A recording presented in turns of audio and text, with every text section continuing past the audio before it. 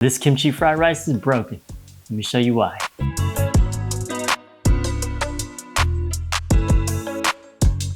What up, y'all? It's your boy VCD in the house, and you are now rocking to another episode of Good Life Cooking.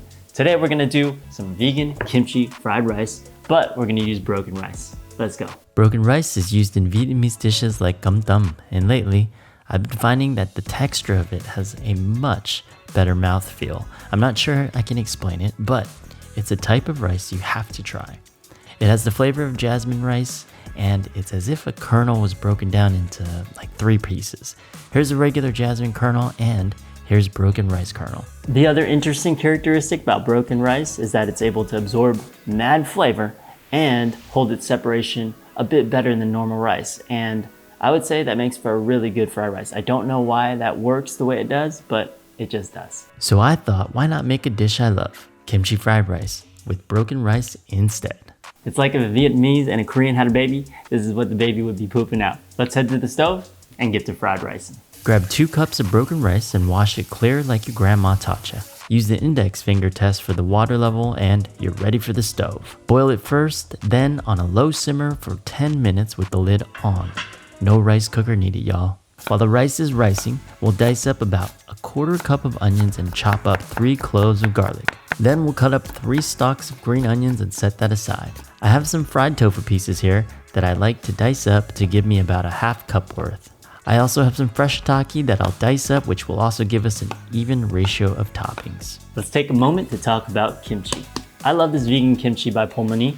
It has the perfect fermentation in my opinion, because it still has that funk and it's got saltiness. If you're in SoCal, you can find us at H Mart. Let's grab a 1/3 cup of that and set that aside. Last preparation step, we're going to take a little bit of gochujang and thin it out with some hot water so it has this type of feel.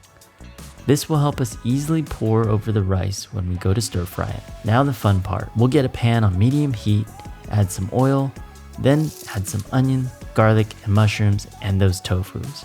Cook down for a couple of minutes. Add in your kimchi to really bring out those bold flavors. Take that fresh broken rice and toss it in, mixing everything thoroughly together. The trick to fried rice is to have patience and to actually fry it. So press down on it, make an even layer like this, and let it sit there for a good minute. When we lift up, you'll notice the rice developing a bit of crispiness. This is exactly what we want. Now we'll add a touch of tamari for color, that gochujang sauce for a bit of heat, and a dash of 24 vegan fish sauce for umami.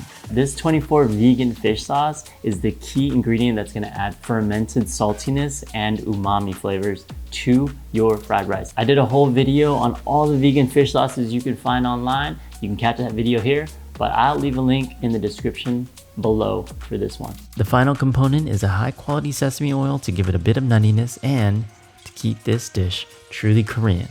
Because there ain't no Korean dish without sesame oil, fact.